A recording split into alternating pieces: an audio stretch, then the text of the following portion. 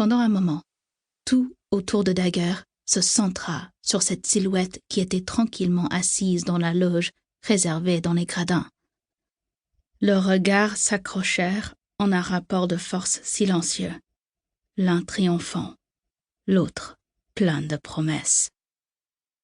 La peau blanche et pâle du mâle ressortait parmi les autres spectateurs colorés sur les gradins.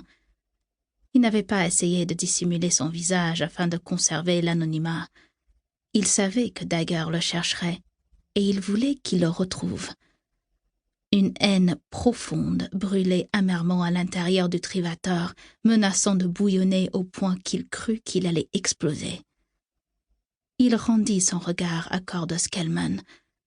La tête chauve du mercenaire milliardaire luisait puissamment sous les lumières de la salle. Il était sur la liste des hommes les plus recherchés dans de nombreux systèmes stellaires. Ce bâtard était assez intelligent pour demeurer aux confins des frontières de l'Alliance, pas entièrement en dehors, mais pas entièrement dedans non plus. Kellman demeurait dans l'espace qui était considéré comme primitif et dangereux pour tous ceux qui y pénétraient. C'était une zone sans loi à laquelle aucun système stellaire ne venait se frotter, car on savait que tant que cette zone existait, ceux qui l'habitaient resteraient hors de leur région. Cela s'était avéré vrai jusqu'à ce que Kellman attaque la planète où Hunter, Dagger et plusieurs autres forces Trivateur avaient essayé de reprendre le contrôle.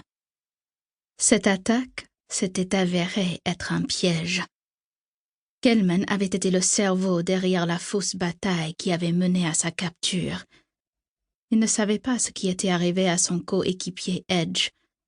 Dagger avait perdu connaissance quand leur véhicule s'était écrasé. C'était il y a plus de 2 ans. Depuis, Kellman avait assisté à tous les combats auxquels Dagger avait été forcé de participer. Le mercenaire le regardait nuit après nuit, jubilant devant la rage et la folie rampante qui prenaient lentement possession de l'esprit de Dagger. Dagger détourna le regard quand il entendit le cri rauque du dernier mâle quand la bête sous lui se retourna. Le mâle resta un bref instant suspendu par la jambe avant de disparaître dans la gorge de la créature. Le son écœurant des os qu'on broyait fut étouffé par les cris de la foule. Dagger attendit, le bras qui le retenait plié au niveau du coude, s'efforçant de rester immobile, tandis que la bête tournait en rond, flairant l'air. Le Gartaillan était une gigantesque créature grise originaire des marécages de la planète Kepler 10. Il en avait simplement vu des images dans des vidéos d'entraînement qu'il avait regardées durant son temps libre à bord de différents vaisseaux de guerre au fil des années. La créature faisait presque 4 mètres de haut et pesait plus de 10 tonnes. Une rangée de 3 défenses de taille variée sortait des 2 côtés de sa bouche, lui permettant d'arracher des arbres et d'autres débris durant sa recherche constante de nourriture, tout en étant un moyen de protection. Il était génétiquement fait pour ingérer et digérer n'importe quoi. La langue du Gartaillan pouvait atteindre quasiment 2 mètres, lui permettant d'attirer sa proie dans sa bouche immense. Ses dents étaient épaisses et plates, conçues pour lui permettre de broyer tout ce qu'il trouvait avant d'avaler les restes de sa proie. Être broyé et mangé n'était pas une des manières de mourir préférées de Dagger.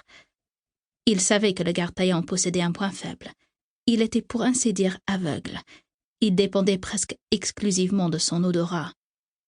L'avantage que possédait Dagger était que le ring était maculé du sang des morts et qu'il couvrait sa propre odeur. Il attendit, patiemment, que la bête tourne sur elle-même, lui présentant son épée d'eau gris. Poussant sur les barreaux avec les pieds, il relâcha sa prise et se laissa tomber sur le dos de la créature. La longue chaîne ornée de lames qu'il tenait à la main fendit l'air et passa sous le cou de l'animal. Il se pencha en avant, en saisissant l'extrémité du bout des doigts quand elle remonta de l'autre côté du cou de la créature. Dagger resserra sa prise de chaque côté, sachant que s'il perdait l'avantage qu'il possédait, alors tout serait perdu.